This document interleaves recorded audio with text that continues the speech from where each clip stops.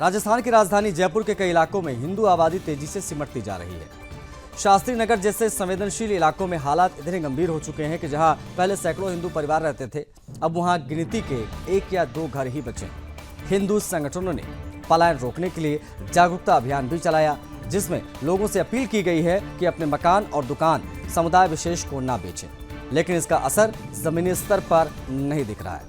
स्थानीय लोगों का कहना है कि क्षेत्र में जिहादी मानसिकता रखने वाले तत्वों की जो संख्या है वो बढ़ती जा रही है और बढ़ती मौजूदगी ने सामाजिक ताने बाने को पूरी तरीके से यहाँ बिगाड़ दिया है। आए दिन झगड़े, धमकी, आपराधिक घटनाएं ये सब होने लगी हैं। इसका जीता जागता उदाहरण शास्त्री नगर के सिद्धेश्वर महादेव मंदिर में देखने को मिला, जहां मंदिर के पुजारी गिरधारी शर्मा ने सुदर्शन न्यूज से बातचीत में बताया कि किस तरह से उन्हें लगातार धमकियां दी जा रही हैं और मंदिर को लगातार निशाना बनाने के प्रयास हो रहे हैं।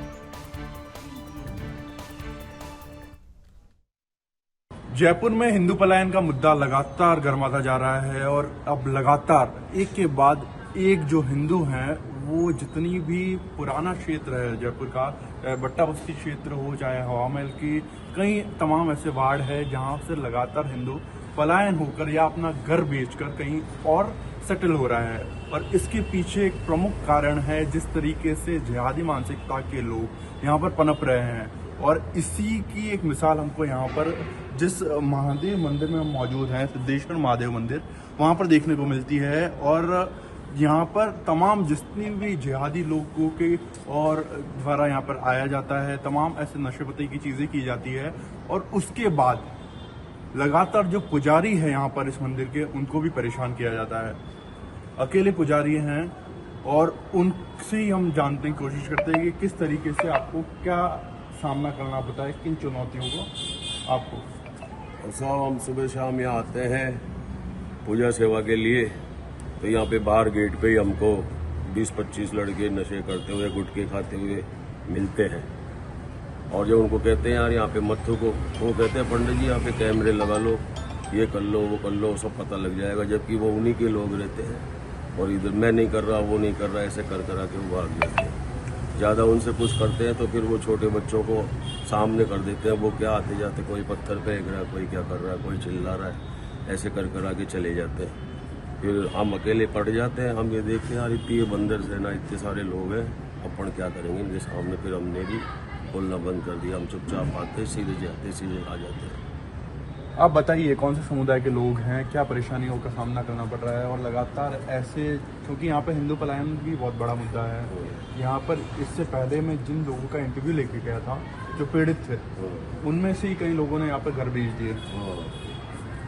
तो आप बताइए, खुल के बताइएगा कि कौन से समुदाय के लोग हैं, क्या करते हैं, किस तरीके से झुंड में आते हैं, कैसे परेशानी होती है आपको? वो सब मुस्लिम समुदाय है सब से यहाँ पे, तो वो ये सब हिंदू को यहाँ कोई बच्चा आता ही नहीं हिंदू का तो यहाँ पे। और वही दिन वो न तो उनको कोई काम है नहीं, वो सब नशे पते करते हैं। यहाँ पे कोई भी चीज़ बिकती है उसको उठा के ले जाते हैं, बेचार नशे पते करे, बस यहाँ पे बैठे रहना, हाउल खलना, यही है बस उनका काम, यही है, कोई भी नुकसान करना। तो यहाँ पर शासन प्रशासन के साथ साथ हमारे जितने भी हिंदू भाई बहन हैं उनको भी यहाँ पर सक्रियता दिखानी होगी, जिस तरीके से हिंदू पलायन यहाँ पर हो रहा है। कैमरा पर्सन के साथ जयपुर से सुदर्शन न्यूज़ के लिए नतांश पटेल। नतांश, हमारे जो ब्यूरो चीफ हैं वो कनेक्ट हो गए हैं लाइव, उनसे हम बातचीत करेंगे। नतांश, ये एकाएक जयपुर के शास्त्री नगर में डेमोग्राफी जो है वो बदलने कैसे लगी? मुसलमानों की संख्या एकाएक इतनी ज़्यादा कैसे बढ़ने लगी? क्या सिचुएशन है इस वक्त पूरे एरिया में, बताइए ज़रा। जी हाँ, मैं आपको बताना चाहूँगा जिस तरीके से कुछ एरियाज है जयपुर में, चाहे हवा महल की शिवाजी नगर कॉलोनी हो या फिर शास्त्री नगर की, तमाम जैसे एरियाज है वहाँ पर लगातार हिंदू पलायन बड़ी संख्या में देखने को मिल रहा है। और उसकी एक प्रमुख वजह है जिस तरीके से जो हिंदू वहाँ पर बसे हुए थे उन्होंने अपने घर बकायदा जितनी भी दुकानें वगैरह थी वो बेच दी है और उस वजह से अब लगातार पलायन हो रहा है। हालांकि उनको भी मजबूर किया जा रहा है, जिस तरीके से उनकी वहाँ पर जिस क्षेत्र में वो रह रहे हैं वहाँ पर लगातार आपराधिक गतिविधियों एकाएक इजाफा हुआ है। और उसके बाद से लगातार अब जैसे हम वहाँ पर मौजूद थे, उस मंदिर के पास ही एक मुस्लिम समुदाय के जो लोग थे वो हांडी चढ़ाकर एक नॉनवेज का प्रोग्राम कर रहे थे। जहाँ मंदिर है, मंदिर के जस्ट सामने वो इस तरीके से हिंदुओं की भावनाओं को आहत करते हुए वहाँ नॉनवेज की लगातार मतलब खुले में ये सब कुछ होता है, हांडी लगाते हैं, वो नॉनवेज की पार्टी करते हैं। और ऐसे में अगर कोई सनातन प्रेमी है तो उसकी भावनाएं आहत होती है। और लगातार जिस तरीके से वहां पर हमने ऐसे इससे पहले भी एक रिपोर्ट बताई थी जहां पर एक मंदिर है और मंदिर के ऊपर ही जिहादी जितने भी हैं उन्होंने अतिक्रमण कर रखा है।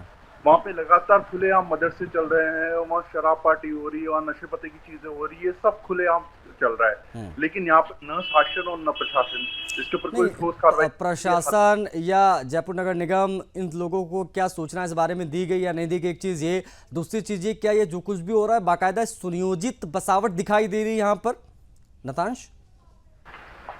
जी हाँ, मैं आपको बताना चाहूंगा कि अभी तक जो नगर निगम की हेरिटेज की प्रॉपर्टी है वहां पर भी इसकी सूचना दी गई, लेकिन अभी तक कोई ठोस कार्रवाई यहाँ पर नहीं हुई है। खुद पुजारी ने बताया कि पेट्रोलिंग के लिए आती है गाड़ी, बट वो पेट्रोलिंग भी जो पुलिस की हो रही है वो भी ऐसा होता है कि दिन में कभी कभार या 2 दिन में एक बार हो जाती है। लेकिन लगातार जिहादी जो हैं उनको पता होता है कि किस टाइम पेट्रोलिंग की कोई गाड़ी आएगी और उसी समय वो फरार हो जाते हैं या फिर वो एकदम पेशे से मतलब बहुत मर्यादित ढंग से बिहेव करते हैं। लेकिन ऐसा हमेशा नहीं होता है। वहाँ पे ऐसी हालत बन चुकी है कि वहाँ पर एक पर्सनल जो सिक्योरिटी है वो हमेशा वहाँ पे एक डिप्लॉयमेंट होना चाहिए, लेकिन वहाँ पर ऐसा कुछ नहीं होता है क्योंकि यहाँ तमाम ऐसी आपराधिक जो वारदातें हैं वो खुलेआम वहाँ पे वारदातों को अंजाम देते हैं जिहादी लोग। ठीक, बहुत शुक्रिया नतांश आपका इन तमाम जानकारियों को साझा करने के लिए। तो डेमोग्राफी किस प्रकार से एकाएक शास्त्री नगर की बदलने लगी है वो पूरी जानकारी हमारे जो ब्यूरो चीफ है नतांश वो साझा कर रहे थे आप